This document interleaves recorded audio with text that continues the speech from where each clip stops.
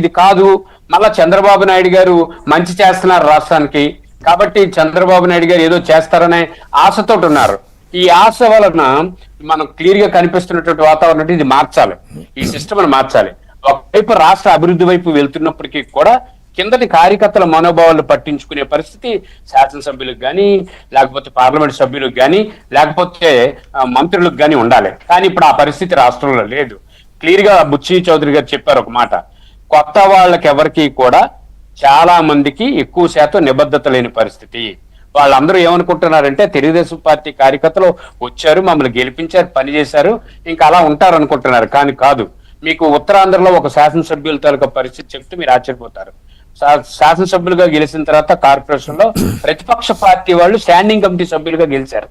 అసలు ఆ గెలిచిన శాసనసభ్యులు కనీసం మున్సిపాలిటీలోకి వెళ్ళాలి. ఇప్పుడు ఈ రోజుకి వచ్చి అంటే సంవత్సరం దాటిపోయింది. మున్సిపాలిటీలోకి వెళ్ళి కనీసం కమిషనర్ తో కూర్చొని మాట్లాడలేని పరిస్థితి. మరి ఎందుకు తెలుగుదేశం పార్టీ కార్యకర్తలకు ఆవేదన రాదు? ఇంకా వైఎస్ఆర్సీపీ వాళ్ళు మున్సిపాలిటీలో తిరిగితే, వైఎస్ఆర్సీపీ వాళ్ళు కార్పొరేషన్ లో తిరిగితే, అదే అధికారులు ఇంకా ఇప్పుడు మళ్ళా ఎమ్మెల్యే దగ్గరికి వచ్చి తిరుగుతూ ఉంటే, ఈ పరిణామాలు చక్కదిద్దుకోకపోతే ఇందాక విక్రమ్ పోలా గారు చెప్పినట్టు ఈ కొత్త వాళ్ళ వల్ల బూమ్రాంగే తప్ప ఇంకొకటి కాదు. అప్పుడే కొత్త వాళ్ళు శాసనసభ్యులుగా వచ్చిన ప్రతి చోట కూడా పాత వాళ్లే కరెక్ట్ అనే స్థితికి వచ్చింది పరిపాలన. ఒకవైపు చంద్రబాబు నాయుడు గారిని ఎవరు డినై చేయలేరు. రాష్ట్ర అభివృద్ధి కోసం పడుతున్నటువంటి ఆ తపన అందరూ కూడా ఒప్పుకుంటారు. బోత్ పార్టీస్ లో చాలా మంది మేధావులు. ఈ రోజు నేను విశాఖపట్నంలో రైల్వే జోన్ కోసం అని చెప్పి ఒక ప్రెస్ మీట్ పెట్టాను. గెజిట్ రాలేదు, 10 నెలలైంది ప్రధానమంత్రి గారు శంకుస్థాపన చేసిన అని. దాని మీద నేను ప్రశ్న చేస్తూ ఎంపీలకి కేంద్ర రైల్వే శాఖ మంత్రి అశ్విని వైష్ణవ్కి లేఖ విడుదల చేశాను. కిందకు వస్తుంటే ఒక తెలుగుదేశం పార్టీ కార్యకర్త నా దగ్గరకు వచ్చి చెప్తున్నాడు, ఏంటి సార్ ఇలాగా, మేము ఇలా అనుకోలేదు, ఇంకా కార్పొరేషన్ నిండా వాళ్లే ఉన్నారు, ఎక్కడ చూసినా అదే మనుషులు ఉన్నారు, ఆ రోజుల్లో తహసీల్దార్లు ఎంతైతే తప్పులు చేశారో వాళ్లే విశాఖపట్నంలో తిరుగుతున్నారు అని నేను నవ్విసి మెట్లు దిగి వచ్చేసాను. అంటే ఇదంతా కార్యకర్తలు అయితే మంచి కార్యకర్తలు, తిరుగుబాటు చేయని కార్యకర్తలు, ప్రాణం అంతా తెలుగుదేశం పార్టీకే ఖర్చు పెట్టే కార్యకర్తలు. ఇంత గొప్పగా కార్యకర్తలు ఉన్నటువంటి పార్టీ భారతదేశంలో, అది ఆంధ్రప్రదేశ్ లో ఎన్టీ రామారావు గారి దయతో ఏర్పాటు జరగడం గొప్ప విషయం. ఎన్టీ రామారావు గారితో పాటుగా చంద్రబాబు నాయుడు గారిని, పార్టీని ప్రేమించే వాళ్ళు ఎప్పుడు చెక్కు చెదరరు. ఎంత గొప్ప పార్టీ అంటే మీకు ఒక మాట చెప్పాలి వెంకటకృష్ణ గారు, ఇతర పార్టీల నుంచి వచ్చిన వాళ్ళని శాసనసభ్యులుగా ఇమీడియట్ గా గెలిపిస్తారు. ఇక్కడ ఎందుకని అడగరు. అలాగే ఎంతో మంది ఎమ్మెల్యేలు అయ్యారు. అలాగే ఈ పార్టీని డినై చేసిన వాళ్ళు ఓడిపోయిన వెంటనే ఉన్నారు. కానీ ఇతర రాజకీయ పార్టీలు అలా ఉండదు.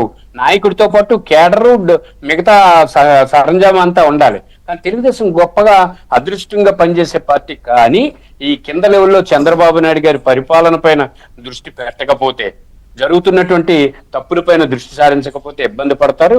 గ్యారంటీగా చెక్ చేయాలి. కానీ సెంట్రల్ ఆఫీస్ లో కూర్చోవడం కాదు. అసలు నియోజకవర్గ స్థాయిలోనే ఆల్రెడీ చాలా చాలా చాలా అసంతృప్తి ఉంది. ఇలా ఉంది ఏంటండి, ఇప్పుడు ఉదాహరణకి మనం తీసుకోండి, ఉపాధి హామీ పథకం తీసుకుందాం. పల్లె పండుగ అని చెప్పి పవన్ కళ్యాణ్ గారు పెట్టారు. ఈ రోజుకి వచ్చి బిల్స్ రాలేదు, నలిగిపోతున్నారు, ఎవరికి చెప్పుకోలేకపోతున్నారు. ఇంట్రెస్ట్ తెచ్చారు. మొదటి వారంలో బ్రహ్మాండంగా డబ్బులు పడ్డాయని తెలిసి ఫటాలాడితే అందరూ 10 లక్షలు, 20 లక్షలు, 30 లక్షలు చేశారు. వాళ్ళు భవిష్యత్ ఎంత అండి? 20 లక్షల రూపాయలు, 2 రూపాయలు వడ్డీ తెచ్చుకుంటే నెలకు వడ్డీ ఎంత అయిపోతుందండి? మరి ఇప్పుడు దాదాపుగా 1 year అయిపోతుంది. మరి ఎవరిస్తారు డబ్బులు? ఇప్పుడు రెండో మళ్ళా స్కీమ్ కి తయారవుతున్నారు. దీన్ని ఎవరు మాట్లాడతారు? ఎందుకు శాసనసభ్యులు మాట్లాడరు? ఎందుకు? ఇందాక బుచ్చి చౌదరి గారు చెప్పారు, నేనే దానికి ప్రత్యక్ష సాక్షిని. రాష్ట్రంలో ఎప్పుడు ఇవ్వలేనంతగా సీఎం రిలీఫ్ ఫండ్ బ్రహ్మాండంగా ఇస్తున్నారు. కానీ దానికోసం మాట్లాడే పరిస్థితి రాష్ట్రం మొత్తం మీద ఒక్క ప్రశ్న చూడండి, ఒక్క శాసనసభ్యులు చెప్పారా? ఒక్క మంత్రి చెప్పగలుగుతున్నారా? ఎక్కడ జరుగుతుంది ఈ గ్యాప్? దీన్ని సెటరేట్ చేసుకోకపోతే, ఇది ప్రస్తుతం అధికారం ఉన్నప్పుడు ఎవరు మాట్లాడరు. కానీ అవసరమైతే క్రియకు వచ్చేటప్పటికి, ఎన్నికలకు వచ్చేటప్పటికి మొయ్యాల్సింది 100% తెలుగుదేశం పార్టీ అంటే ప్రాణం పెట్టే కార్యకర్తలే తప్ప పైనుంచి వచ్చిన వాళ్ళు కాదు. ఇప్పుడు మా విజయనగరం జిల్లాలో ఒక జనసేన గెలిచినటువంటి ఒక నియోజకవర్గం ఉంది. ఆ నియోజకవర్గంలో తెలుగుదేశం పార్టీ వాళ్ళందరూ ఆ జనసేన పార్టీ వాళ్ళని గెలిపించారు శాసనసభ్యురాలుగా. వాళ్ళకి వీళ్ళకి మధ్య పొరపచ్చాలు వచ్చేటప్పటికి షార్ట్ గ్యాప్ కోసం వైఎస్ఆర్సీపీ వాళ్ళందరూ ఆవిడ వెనకాల తిరుగుతున్నారు. వీళ్ళు తట్టుకోలేకపోతున్నారు. మరి కేంద్రంలో ఉన్నటువంటి తెలుగుదేశం పార్టీ దానికి కావాల్సిన చికిత్స చేయలేకపోతుంది. వాళ్ళు ఎన్నాళ్ళు ఉంటారు? రేపు పొరపాటున అలా వైఎస్ఆర్సీ మీరు ఇప్పుడు చెప్పిన ఫ్యాక్టర్ చాలా నియోజకవర్గాల్లో కనపడుతుంది. చాలా ప్రాంతాల్లో టీడీపీతో పొసగని వైసీపీలో ఇమడలేని వాళ్ళు జనసేనతో అంటగాగుతున్నారు. ఓకే, మంచిదే. అవునండి. సరే, ఓకే, కూటమి పార్టీలో ఏ పార్టీకి వెళ్ళినా మంచిదే. కానీ వాళ్ళు జనసేనతో ఎందుకు దగ్గరగా ఉంటున్నారంటే రేపు అవసరం వచ్చినప్పుడు మళ్ళీ Temporary. వెనక్కి వెళ్ళిపోవచ్చు. టెంపరీగా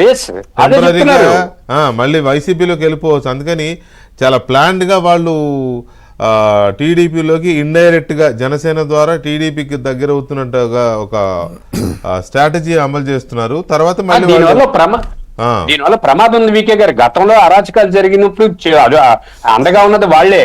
ఈ రోజు దాని మీద గెలిచిన జనసేన ఎమ్మెల్యేలు కానీ తెలుగుదేశం ఎమ్మెల్యేలు కానీ